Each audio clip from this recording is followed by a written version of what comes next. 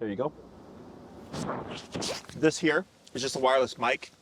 If you pinch, it opens up like that, and most clients just put it on the inside of their coat there. Okay. You want me to hold on to your backpack? Yeah, I can dump it down here. Thank you. Kombucha guy. Yeah. Me as well. Big fan. I had some stomach issues a couple of weeks ago. Yeah. And I picked up one of these and like night and day. Yeah, I try to drink as much as I can. They're expensive, but yeah. No, I got this at Dom's, the Cayenne. Yep. Health Aid one. Yeah. Delicious. Yep. So is everything turned on? That turned on as well? Yeah. Yep. Excellent. I sent you an email yesterday. Did you get a chance to review? I did. Yep. So I'm going to help you find Augie's working number. Okay. That video is really just to give you an idea, kind of like what we're kind of going to be doing. Yep. Just to kind of streamline things a bit. So I think in the video I referred to it as like an operating number, and now I refer to it as a working number. Okay. So just to review, we have connection, perception, and working. Connection would be if Augie is looking at a dog. Yep. And you press the button, you see a twitch, but he continues to stare at the dog, right? So we know we got connection, but he does not care about it. Yeah. Perception would be you see the twitch, and Augie might look around, but he's going to focus on the dog again. You'll see a twitch, he'll look around, but he's going to focus on the dog again, right? So clearly we're getting through, but he cares about the dog too much. Working number would be the twitch, and Augie might like turn away from the dog. Yeah. He might give his back, he might look up. He might look at the ground, anything but staring at the dog. Okay. So if we take reactivity, for example, if he's being reactive and I press the button at the correct working level, he's going to go from reactivity to calm and passive. Okay, does that make sense? Yep. So I'm going to help you figure all that stuff out. You're going to continue holding your leash as you are. On your remotes, the dial clockwise goes up. I'm going to have you go to 15, 1-5. Okay. If you land 14, 16, it's fine, just general range. Yep. Okay. And when I say tap, you're going to press on the bumpy button on the side. Okay. Okay. Tap, tap, tap.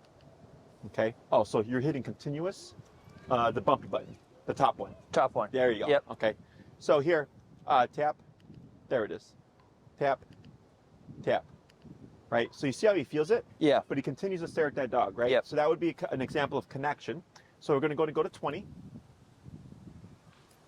Tap, tap, tap. Wait a moment. Okay, so you see how Augie just sat down, but he's still kind of alert. So we're going to go up to 25. Tap. Wait a moment. Tap. So I think, are you?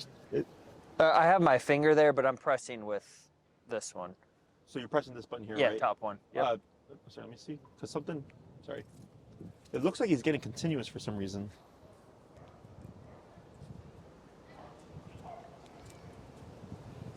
I tested it earlier. It seemed to be working.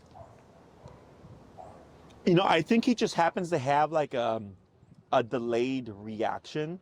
So it looks like he's being continuous, but he's not. Okay.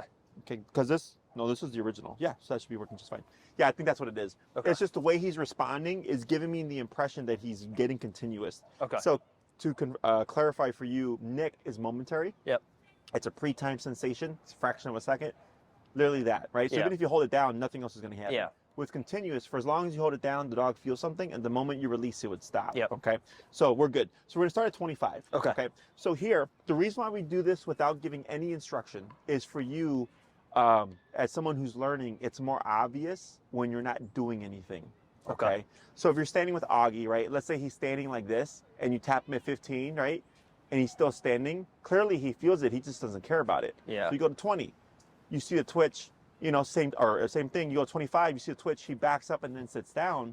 You go, oh, at 25, he gave me a pretty big reaction. Yeah. So we're not looking for yipping and yelping. I'm looking for something considerable, but not like, ah. Does that make sense? Yep. So here at the 25, he kind of backed up and then put his butt down. So I go, okay, that's pretty good. So we're gonna start there. Okay. Okay. So this is what I would call the starting working number. Okay. So as we start to implement the collar more, Augie is going to start to understand how it turns on and how it turns off. Okay, so because the brain, because right now he's not expecting this thing on his neck is going to be doing stuff, right? Yeah. Like this is just completely random to him.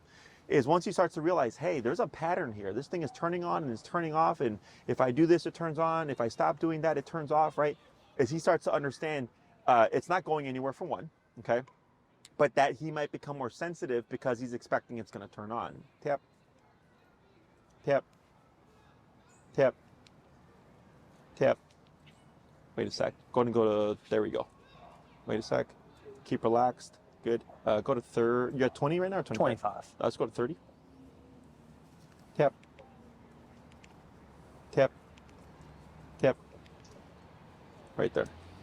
Okay, so how you still keeping here? Yeah. So what I was trying to see here is that when he saw the dog, is could we get him to break the focus and turn his back to the dog? Yeah. Which was a no, right? So then when we went to 30, we repeated the process, and he still angled this way because that's where the dog was. Yeah. So his back being vulnerability, he doesn't want to give the dog his back, and that's why we get this behavior. Does that make sense? Yeah. So as we start to condition this, what we're going to start to see is he's going to be able to hold his back to the dog, and he might do this, but he's not going to be completely like this. Yeah. Does that make sense? Yep. So we'll start it here at 30.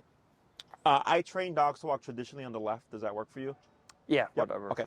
So I'm going to demonstrate and explain the process, and then I'll coach you through it, okay? Okay. So there's, going to be 3 key instructions.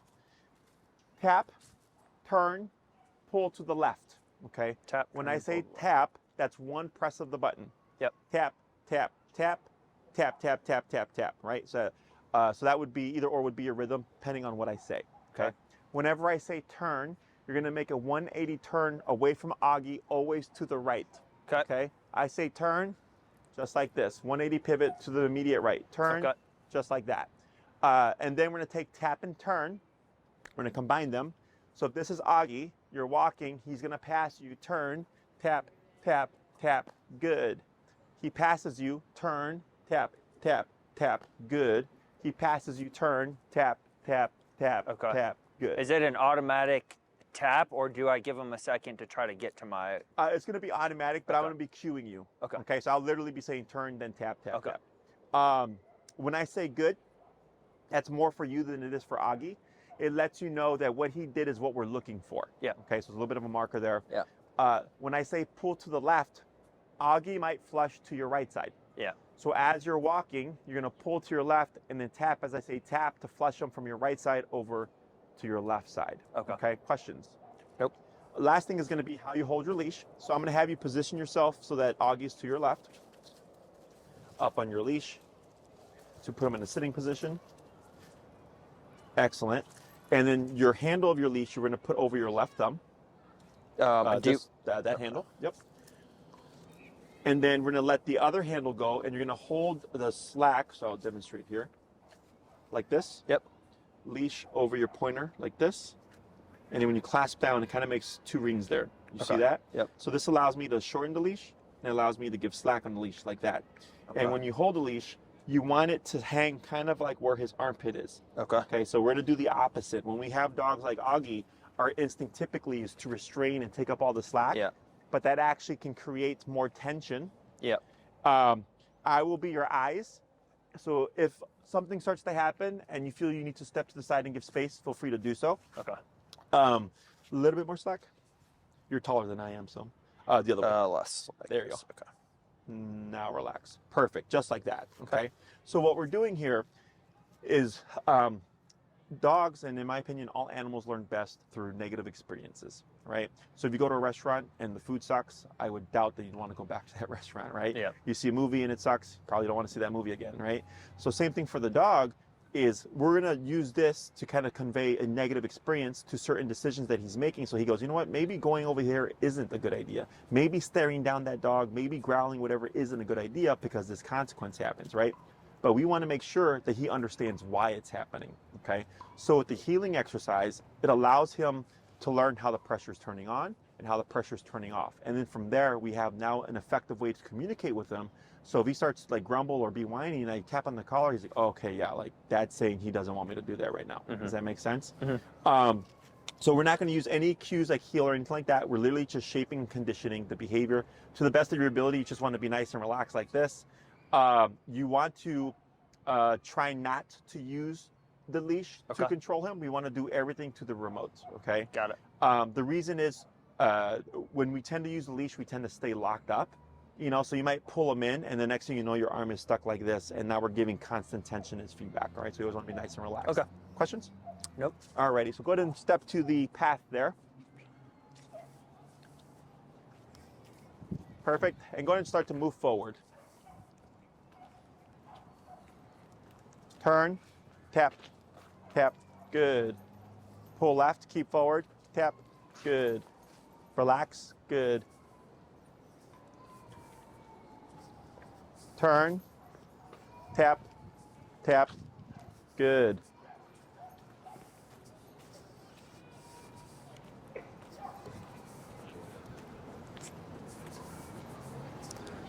Good.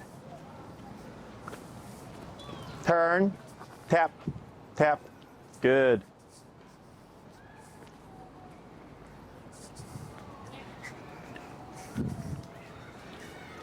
Good, keep forward. Pull left, tap, good. Relax, good.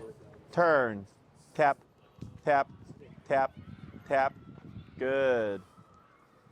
Tap, tap, tap, keep forward, good. Tap, keep forward, tap, good. Yep, you got it. Pull left, Try tap, to get in between. tap, keep forward, tap, keep forward. You got it, good. Shorten your leash a little bit, like a foot. You got it, yep. Now good, yep. Pull left, good. Now turn, good. Keep forward, good. Keep relaxed, good.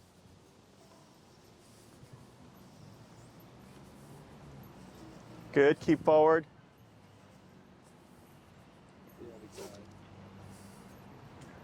Good.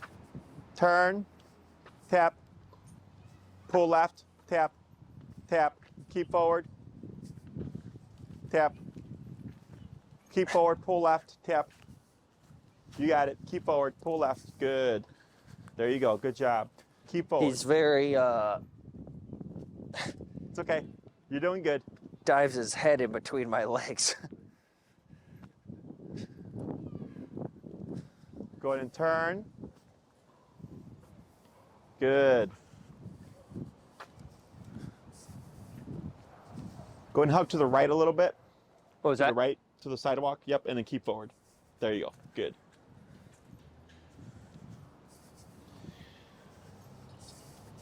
Go ahead and dip your collar down to 25. Good. Pull left. Tap. Good. Keep pulling. Forward. You got it. Good. Turn. Good.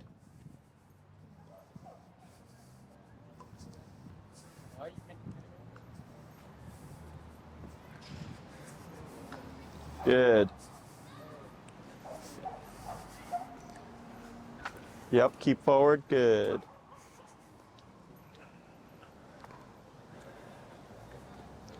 Here, slow. Slow turn. Pull left. Tap. Good. There. Excellent. Go ahead and speed up a little.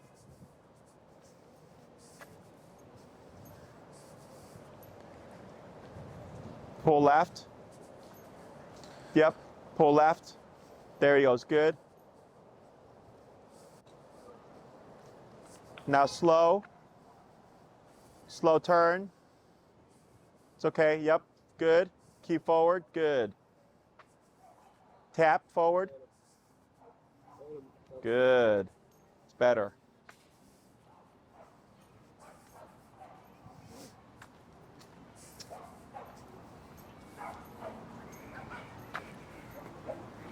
Keep forward, tap. Now slow. Turn, yep. Sorry. Pull left, tap. Good. Now slow. Slower. and stop. Lightly pull forward, tap, more of a pull, tap, a little bit more of a pull, tap, right there. It's okay. Now relax, good. Now walk towards me. Now slow, now stop. Good, okay? Because your guys had previous training, right? Yeah, a decent amount. So I can see the training coming through, Yeah. which made it a little bit harder to layer in the collar because I had to do some stuff that's technically unfair. And I'm gonna explain everything, okay? So typically, if I have a completely raw dog, like no training, they're just pulling on the owner, right? Because they've given so much slack. So for the owner and for the dog, it's obvious, tap, tap, tap, right? So you see how he's like kind of looking away, but doesn't want to, Yep. right? So for example, if I'm the dog, I pass the owner. Owner turns, the collar turns on. The dog goes, hey, I don't like this. They turn around, oh, my owner's going the opposite way. They catch up, it disappears, right? But then they pass again. Collar turns on, dog turns around, oh, now my owner's going that way. They catch up, it disappears. Yeah. So we keep repeating that, and eventually the dog goes, hey, every time I feel this, my owner is doing something different. So what happens if I start to walk with them? So now the dog learns, oh, this thing on my neck is telling me that I'm going the wrong direction. So now they start to dial into the owner more, okay? For you, when you started walking, Augie was kind of already at your heel. The first time he went a little bit ahead, but then after you corrected him, right away he started to line up with you. Tap, tap, tap. We're at 30? No, we're at 25, right? 25. Go ahead and go to 30. Tap, tap, tap. So you still see how he's still not wanting to give it up, right? Yeah. So and I'll talk about this too because we're trying to do two things at once. So the dog goes, when I feel this, I catch up to the owner. With you, Augie's got a fair amount of training. As soon as you correct him on the first go, he's at your hip, right? Yeah. So then I was like, all right, he's not really giving the blatant pass by. So then anytime he was like looking away, I was having you turn to catch him off guard to be able to layer in the collar. I want Augie to learn when I feel this, you're doing something different. And then when he's matching you, it turns off and then stays off. Okay. So then once I felt like he had enough understanding of that, I started giving you instructions like slow turn, stuff like that, right? And then you saw how Augie started walking slower with you. Yeah. So when we walk our dogs and we have the short leash, we're not giving them the ability to make one, mistakes, but two, to really see like, well, is our training actually working? Because if I say heel, I expect the dog to be here because they know to be there, as opposed to they're there because of the way that I'm holding them. Does that make sense? Yeah. So by giving him the slack, you gave him the opportunity to try these things. So then he tried going to the right side a lot. Yeah, right? he switches quite a bit on Yes. walks. I have taught him partially, like the heel, as you can see, he knows a little bit of it, but we weren't strict on like a side. Yes. So we want to be that's- strict on the side. Okay. The reason is if the heel side becomes his reference point, right? So like let's say Augie's on break, for example.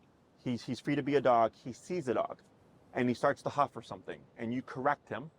In the beginning, the dogs tend to use the heel as a reference point and you'll see him leave the situation and then come back here. Okay. I don't need him to do that.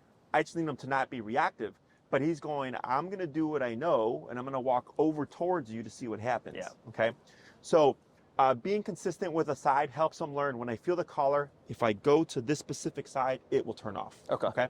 So then you had to use the leash and then he was going between your legs. So I had you shorten it to give you a little bit more immediacy. Yeah. So he didn't trip you up. But what we're doing is we're going, if you go to this side, pressure turns on.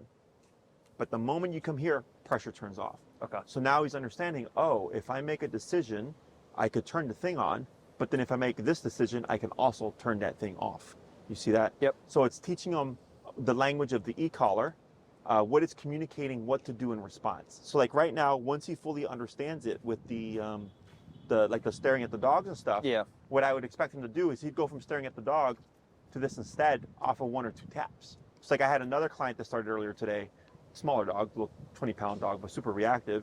And then by the end of the class, we were tapping him and he would just stop looking at the dog. I go, great, he's already learned the conversation now. So that's what we're trying to get to Augie to learn, okay?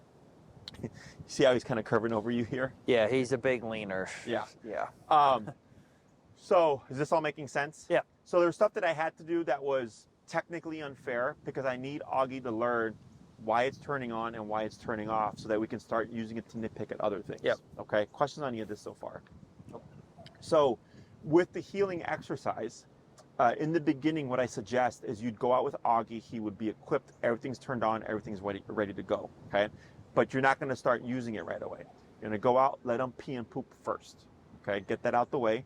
Then you would step to the side, shorten your leash as you did earlier, and start at 15, 1-5, and work your way up from there. Okay. So I do what I call my 3-tap rule. I'm standing with the dog. I'm giving no instruction.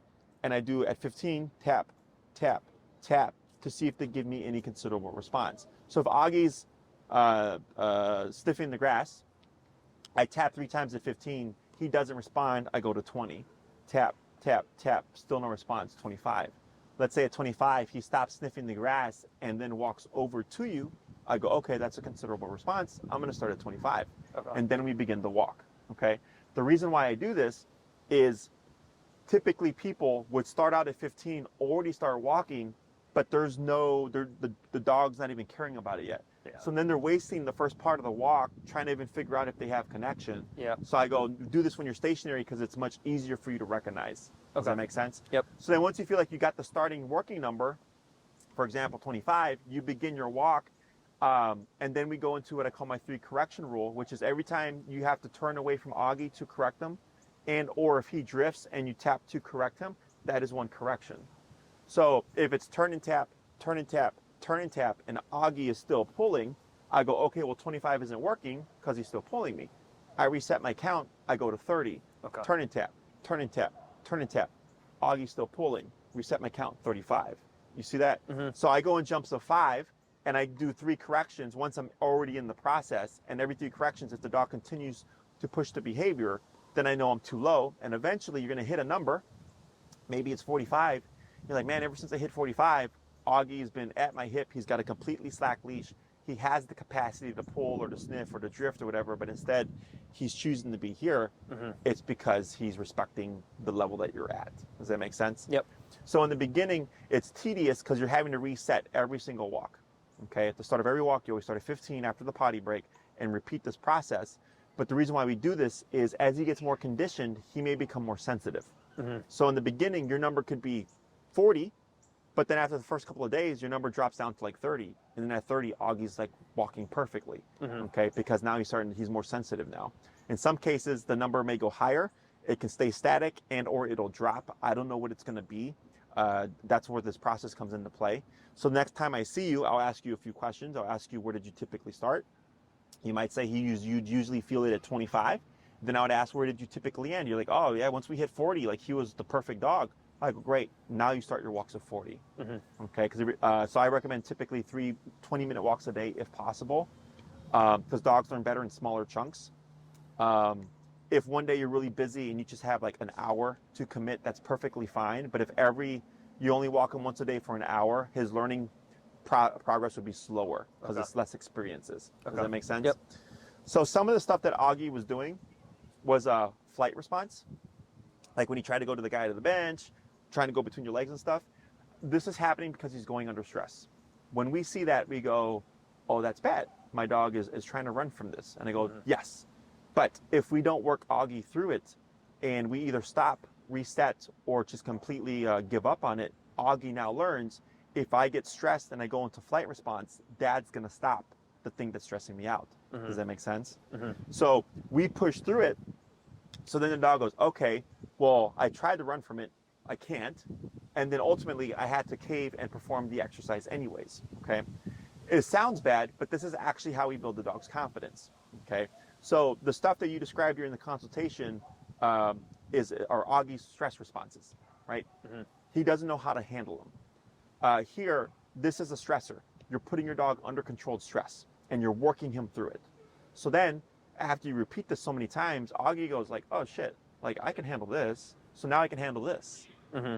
Does that make sense? Mm-hmm. So dogs are physical creatures. They nip and bite each other, and that's what they do to the puppies to actually toughen them up. You know, like it would be nice if we could build their confidence solely through treats and positive reinforcement and stuff, but that really doesn't correlate with that kind of stuff. In order for him to learn how to tolerate the environment or things that are stressing him out, he has to experience stress, work through it, and then come to the other side of it to go like, oh, okay, I was able to do it. Does that make sense? How, so should that whole 20-minute walk be strict? With 80% to 20% is what I usually recommend. Okay. I mean, after the potty break and stuff, but Yes. other than that, Yeah, 80%, 20%? Correct. Okay. So your dog becomes what you practice with them the most. So if most of your walks are do whatever you want, sniff whatever you want and all that stuff, you get a dog that does whatever he wants. So if he's like, oh yeah, I get to pee whenever I want, I also get to, you know, be whiny whenever I want, I also get to be reactive whenever I want. It starts to lead to other decisions that aren't to our benefit. Yeah. But when you are, I'm going to give you instruction, I'm going to hold you accountable and give you corrections if you get out of line, and I will give you permission to have the freedom and stuff. Now you get that kind of dog in response. Does that make sense? Yeah. It's kind of like with kids. Like I was raised old school. I was spanked. I had my chores and my homework. I had things that I had to do, and if I did those things, I got to, you know, I could have a sleepover at my friend's house. I could, you know, play video games. Like I get to, you know, my mom threw me a root beer flow party. Like I earned all these things because I did the work behind it. Yeah. Does that make sense? So whereas for dogs, we tend to just give them, you know, the stuff because they're cute and we love them, and we want to give them the best life, which I understand that. But that's what creates the issues because the dog's, one, not having to work for anything, but then two, they're just like, I do whatever I want all the time. Yeah. So then like, I'm going to choose to do this now. Okay. Other questions? Nope. So, and the 80-20, you can divide it up however you'd like. So if we take that and we apply it to like an hour-long walk, for example, the first 5 minutes of the walk could be, you know, he's on potty break. Then you do 20 minutes of structure. Then you do 5 minutes of potty break, be a dog again. Then you do 20 minutes of structure. And then you do maybe another 5 minutes at the end of potty break. Or you do just a solid chunk of 45 minutes of walking, and then you do 15 minutes at the end of be a dog, right? So there's no specific way you have to do it. It's just a general rule of 80-20. Okay. Question on any of that? Nope.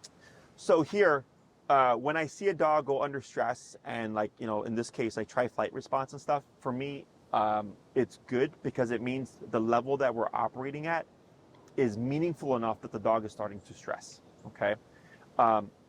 We stress about the things that are important.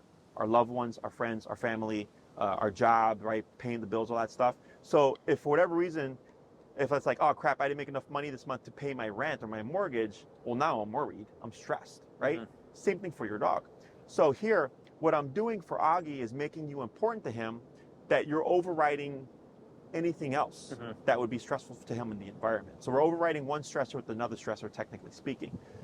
But the way it works for the dog is if he's hyper-focused on you, he's like, if I don't match dad, there's going to be physical consequence.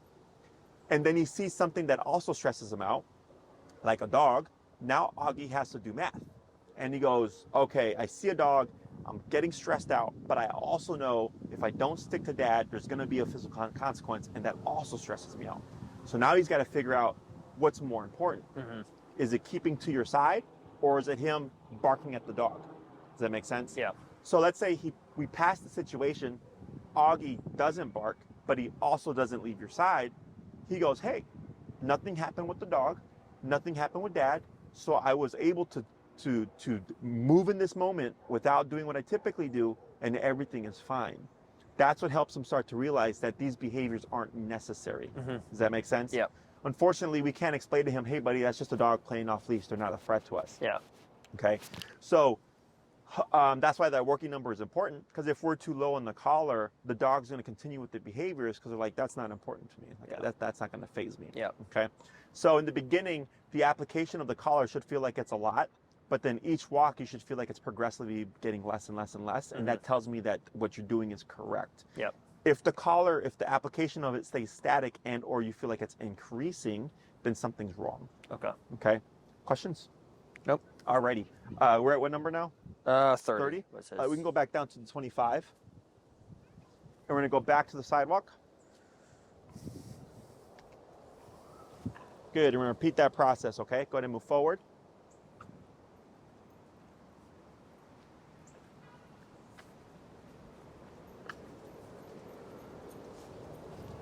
Go ahead and slow. Now turn. Yep, good turn. Tap. Good. Pull to your left, tap.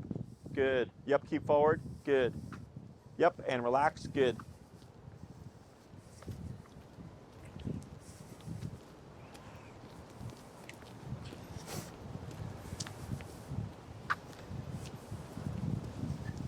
Good. Keep forward. Now slow. Now turn. Good turn. Going to speed up. Good.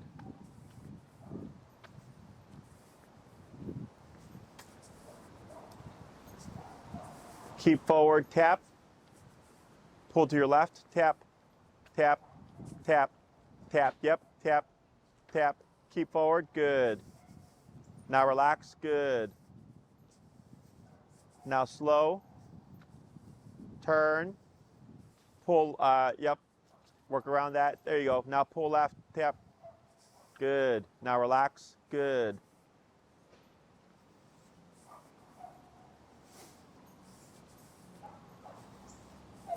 Pull left, tap, tap. Good. Now relax, good.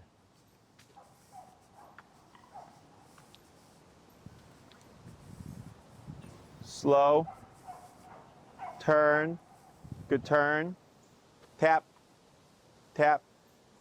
Good. Better. Now slow. Go ahead and walk towards me. Pull left, tap, tap.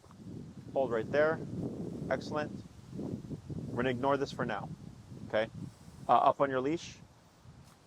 There we go. Now relax. Okay.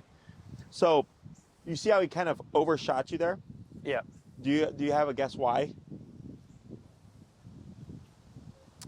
Maybe he wasn't confident that he felt like he needed to take the lead, or Good guess. What else? wasn't paying attention, maybe? He was looking paying around. attention Okay. because he was walking with you, but then Yeah. when you came to stop, he overshot, right? So two Oh, factors. thinks we're going back that way. I Yes, see what you mean. exactly. I thought you meant one yeah, too far because forward. we I keep gotcha. making right turns, Yeah. right?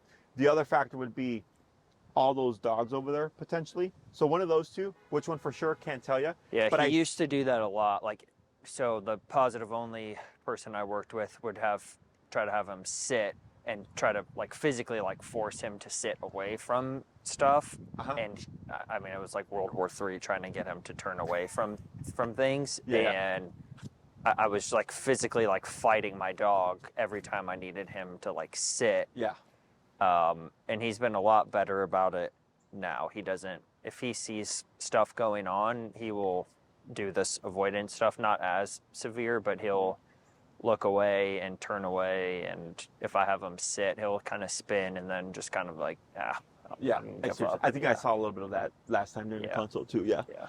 So here, I'm not going to care about this. Okay. I actually don't even care that the dog sits, but since you have the previous training from before, like it's nice. Yeah. But a lot of times in the beginning we see this because the owner keeps turning away from the dog. So the dog goes, okay, well then if you keep turning that way, I'm either going to look like this, and they're crossed over the owner. So if the owner turns, they're going to catch it right away, or they'll overcompensate and overshoot it, anticipating that there's going to be a turn involved. Okay. Mhm.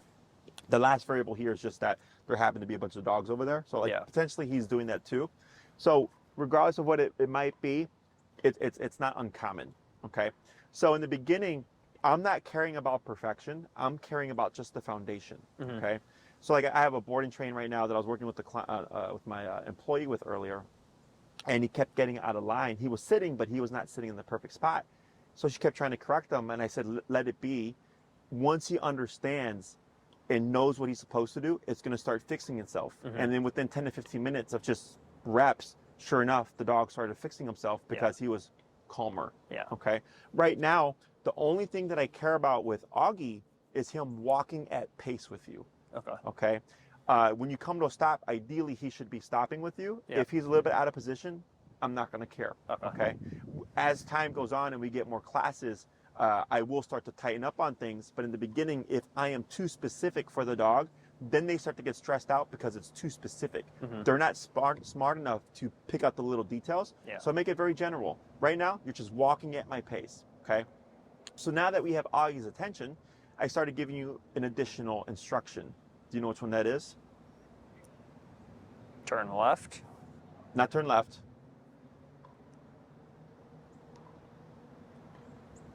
But you're saying you did give me, or you will Did. give me? Stop or slow down. Slow down. Yeah.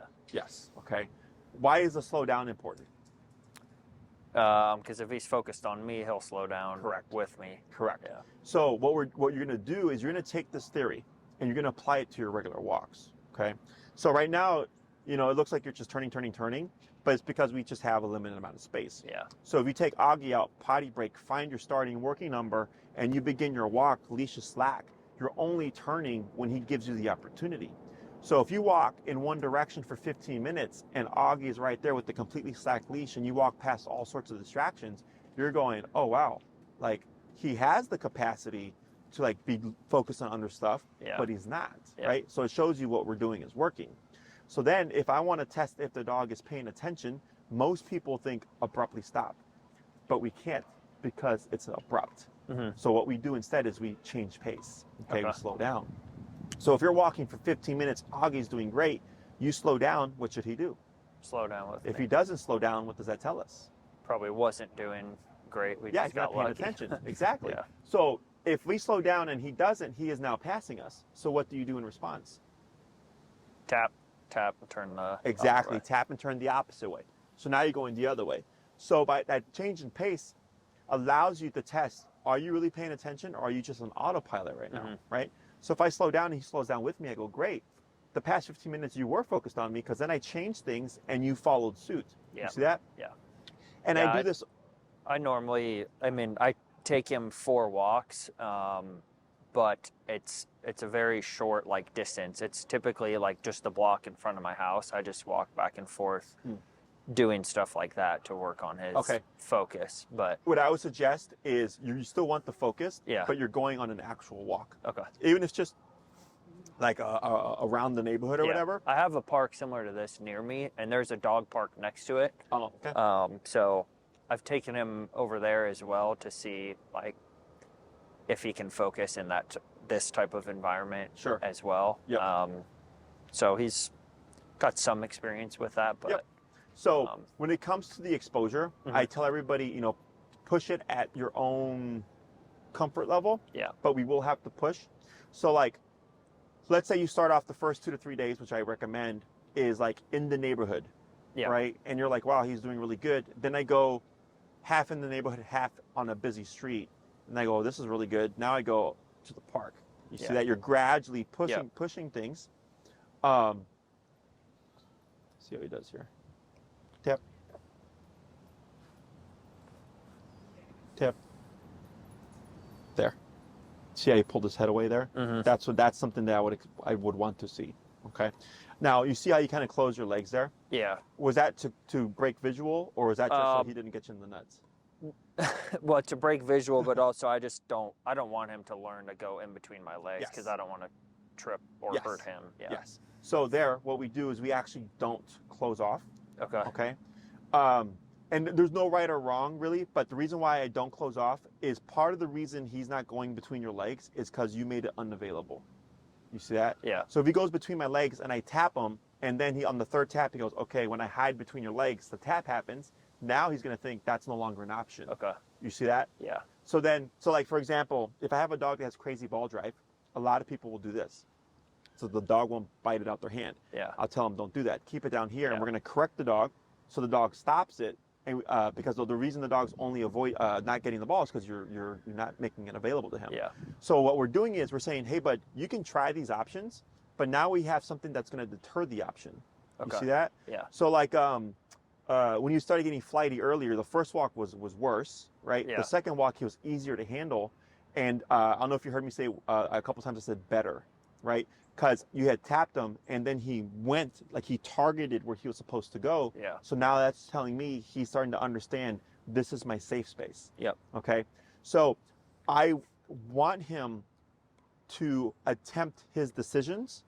And if I don't like the decision, I can now use my collar to deter the decision. Okay. Now it's just a matter of what level do I need to deter it. Okay. Does that make sense? Yep. So, because in the beginning, just from previous training, previous habits and stuff, it's like you're unlearning old habits and then relearning new ones. Yeah. And in some scenarios, you might find like, okay, I know I'm supposed to do this because of training, but I don't think it's going to work out well. You would do what you would normally do. So always use your better judgment, you know, because sometimes people say what I take as like, you know, the book, and then they put themselves in a situation and like, oh, Jesse, it really sucked. I'm like, you could have just crossed the street. They're like, oh, we thought we couldn't because of the training. I'm like, ideally no, but if you know it's going to be a bad situation, I'm like, yes, you can.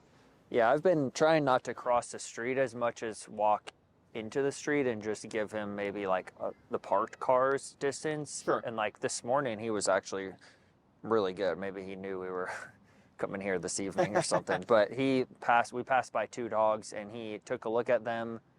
He whined a tiny bit. I corrected him, not with the collar, but just with his prong collar, and he looked away and kept walking. Good. And so we want to transition that to the remote, and not that you can't ever use the prong. Yeah. But the more we use the leash, the more both you and your dog become dependent on it as a form of communication. And ideally, I want the dog to understand the remote, because if he's ever going to be off leash, your only line of communication is going to be the remote, right? So part of this is me conditioning you to go like, this is my best option. Yeah. But then also the more you use it on him, the more he's getting information from it while he's on the leash, that he's learning to interpret it more. Does that make sense? Yeah. So like even here, you see like this hypervigilance? Yeah. Right? So go ahead and give a tap. See how he turned his head? Okay. A little bit of a side eye there. Okay, but he looked away. That's fine. Okay. You can see where he's uncomfortable. Tap. Tap. Tap. Okay. So you see how you did 3 taps here? Yeah. So the first time he did it, he looked and then turned away right away. But then the last time he did it 3 times, he did do nothing. You see that? So I don't think we're at the correct number yet for the behavior stuff. Okay. But that's just to kind of give you an idea of how it should play out. Okay. The first one was good. You tapped him, and then he slowly kind of turned away. Yeah. But the last one we did the 3, probably because the energy was higher. The guy was running with his dog. Yeah. He wasn't willing to break because the intensity was greater. Yep. Okay. So the working number is going to change according to the context. In the beginning, you know, you're just trying to, you're getting an idea of what he needs. Okay. So like right now, to me, he's doing great at 25-30 for the walking stuff. Okay. Energy wise, like this is better than what I saw during the consultation. And I think even when you showed up with your prong collar, to me, his energy seemed better than with the other one that you had for your, the consultation. So might be because it's new too, because he was very responsive to the other collar when I first started. So maybe he got desensitized. Yeah, potentially, or just realize like, all right, this is the real deal again, kind of thing. Yeah, so. I think this particular model of prong is the best. Okay. So, and then paired with a remote collar, that's like the best combination that there can be. Okay. So in the beginning, don't worry about making mistakes. Mistakes are going to happen. You're also going to get failures. Okay. It's part of the process. So like, let's say, for example, you're walking with Augie, you step, what I usually recommend is, so most of the city is sidewalk, grass, curb, is I would step to the curb. So not exactly between the cars, although if you think that's best, you can, facing the dogs. Okay, so if the sidewalk is here, I'm gonna be facing where the dog's gonna be walking. And then we shorten the leash, okay? So right now, pull up, okay? Now relax, take up the slack. All the way? Right there, yep. Now pull up, okay? You see how instant that is. So we do this, so if I'm stepping to the side, I'm anticipating reactivity. So I don't want the slack. I want to take the slack, but I want to be like, this is good because there's no tension there, right? So if Augie had a moment, the moment you pull up, it's instantaneous. Yeah. You're containing the situation, right? And you could tap on the collar to see if that will have an impact on his reactivity. Let's say you tap that a few times, he's not responding, he's flipping out, whatever. You just keep holding up, write out the situation, okay? And then I go, 25 didn't work. Okay, then I relax, give the slack, continue on my walk. I see another dog, I can preemptively bump my collar up 5 levels, step to the side, shorten my leash, try again. Now you're at 30. Let's say it doesn't work. I go, all right, 30 didn't work. You know, again, reset, go on your walk. You see another dog, now I'm at 35. I'm just gradually going up every time I'm having a failure until I find a number that's actually gonna shut down the reactivity. Okay. Is that making sense? Yep. So, the reason why I like to face the sidewalk and stuff, is a lot of trainers will tell you not to do that, because they'll say if you make your dog sit to watch a dog walk by, you're limiting their options, which puts the dog under more stress, which then leads to reactivity, right? And I go, yeah, sure, that's true. I could see that happening, but the dog already can't handle seeing the dog. So what this does is when you set yourself up like this, it puts you at an advantage for your dog. Okay, so you're like, okay, I'm going into it. I have the tools I need to contain the situation and stop it. So it's easier to stop your dog's reactivity and control it when you're stationary versus when you're moving. Mm-hmm. You know, I've had people where the dog will cross them and then they'll trip over the leash, Yeah. and I've had people break elbows, break hands. I've had dogs get off the leash and then attack the other dog. Yeah. But by being stationary, you're at full advantage. Okay, questions on that? Nope. So here, you know, if you see a dog, and let's say that other dog is reactive, and you're like, I don't think stepping to the side is going to be wise here. You want to cross the street, feel free to do so. Okay. But at some point, once you're far along enough in the training, I'll say you're going to want to start challenging yourself, because sooner or later you're going to come across a situation where you're going to be there and the dog is reactive and it's uncontrolled. Mm-hmm. Right? Right now, when you step to the side and do all the stuff, this is controlled. Yeah. So then I'm at an advantage. But sooner or later, it's going to happen where it's you're walking, minding your business, and then this dog comes out of nowhere, and you're like, oh shit. But you're able to regain control right away because you've done it so often. Mm-hmm. Does that make sense? Yep. Questions on any of that? Nope. As we start to practice more of this structure on the walks, this kind of vigilance here should start to go down. Okay. Okay. So we'll keep an eye on this. I think once we start to get more towards what his actual behavior number is, this will start to settle, because right now we're at what, 35 or 30? Well, it went down a little bit, but we were at 30. Okay. So far we've only gone as high as 30. Yeah. Right? And it's not been enough to really get him to break the focus. Mm-hmm. Right? So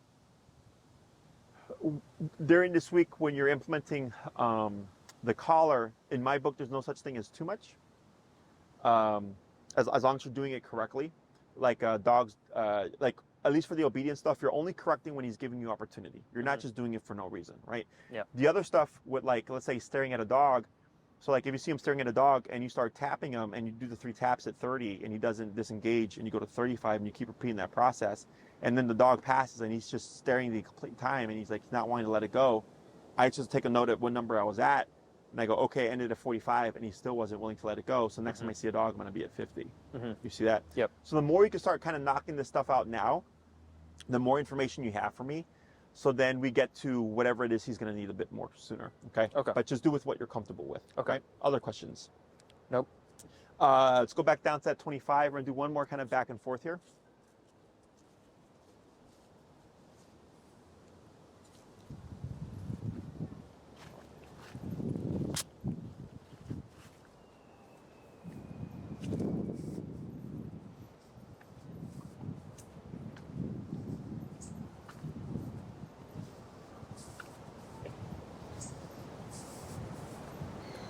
Go ahead and slow. Turn. Good turn. Good. Go ahead and speed up.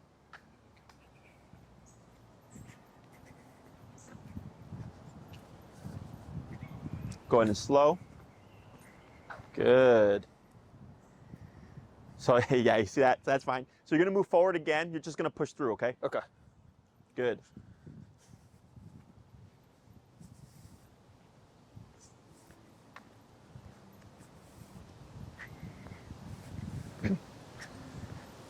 Go ahead and slow. Slow turn. Good turn. Good. Keep forward, push through. Good job. Go ahead and slow. Slower. And stop. Good. I'm going to have you take 5 big slow steps, okay? Just push through. This way. 2, 3, 4, 5. Right there, turn, tap forward. Yep, tap forward. Good. Slow again. Slow turn. Good turn. Slow. Stop. Good. 5 big slow stops again of steps. 1, 2, 3, 4, 5. Better. You see the difference on that one? So go ahead and walk towards me. So that first one that you did, he overshot. His shoulder passed you, right? So then you pivoted away. You pivoted away, corrected him, and we repeated the process. And that last one, he actually stopped, and he curved a bit, but he didn't go out like that. He just came in front of you like he did before. Yep. So the level of focus that I'm wanting from the dog is he should match your every movement, okay? If you take 2 steps, he takes 2 steps. You take 5, he takes 5. You walk fast, he walks fast. You walk slow, he walks slow, okay? If you have your dog's attention, that's what it should look and feel like.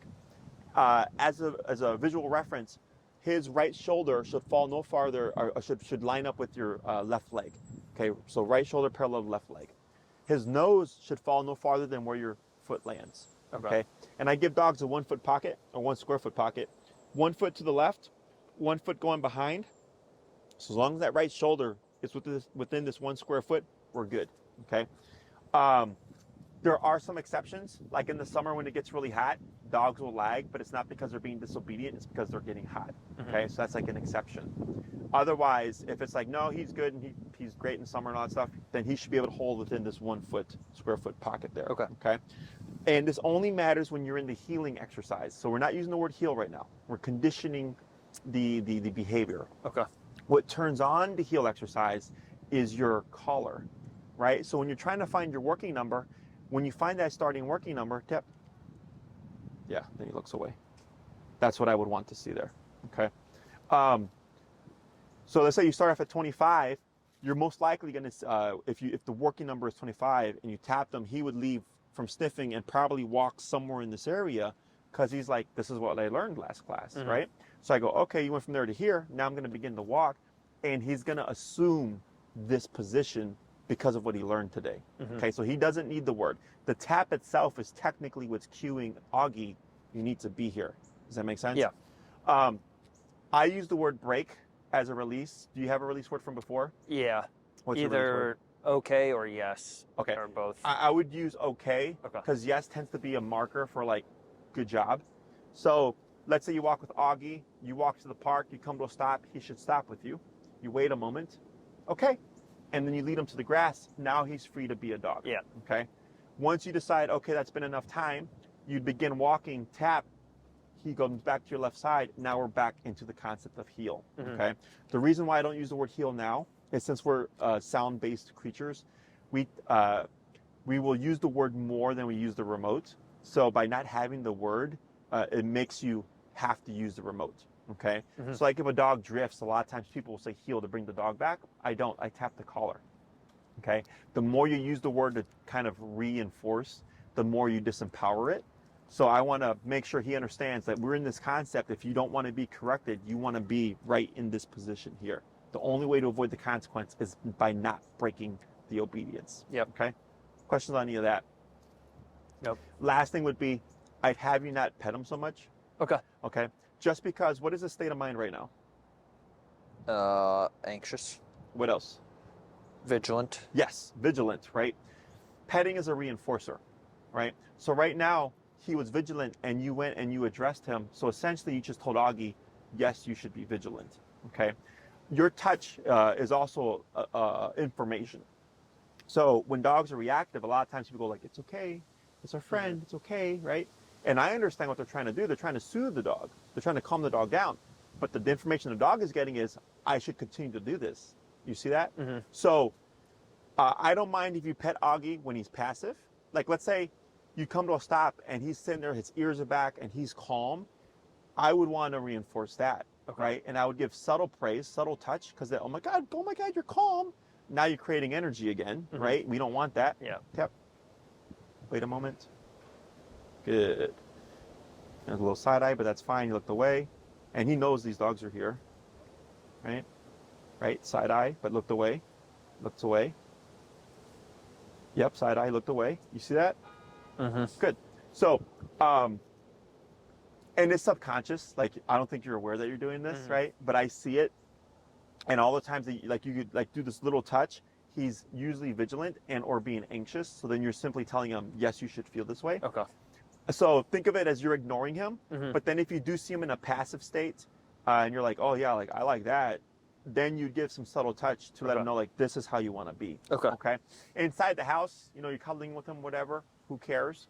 As long as you know his emotional or mental state is in a good place. Yep. Okay. Does that make sense? Yep. Cool. Questions? Nope. So your homework for the week is, if possible, 3 20-minute walks, 80% work to 20% play. Okay. I would go beyond the one block. You know, maybe challenge yourself with going down and around. Maybe it's just a simple square for 20 minutes. And if that's really good, then the next walk you expand a little bit more. The next walk a little bit more. Okay. You know, targeting busy streets and stuff. In the park, if you feel like you're ready, you can do so. Okay. Um, It'll be a while before the next one. We start our season next week, and Okay. so we're busy and traveling and stuff. No But problem. I think it's maybe mid-November. Okay, that's not a problem. Our next. In the meantime, if you have any questions, you can ping me with an Okay. email. The video takes me usually 2 to 3 days to edit and upload, and I'll send you the link, and then Okay. anyone with the link can view it. So if like Okay. you end up having someone take care of them, Yeah, and- my girlfriend will want to watch. Okay, but then yeah. you can send it to her and Yeah. she can view it. Okay. So any questions, and you feel free to give her my email as well. If she has questions, Okay. she can email me too. So I can help you out in the meantime. And then, you know, we'll see you mid-November. So that gives you plenty of time to practice and everything. Yep. Anything else? Nope. Okay, good.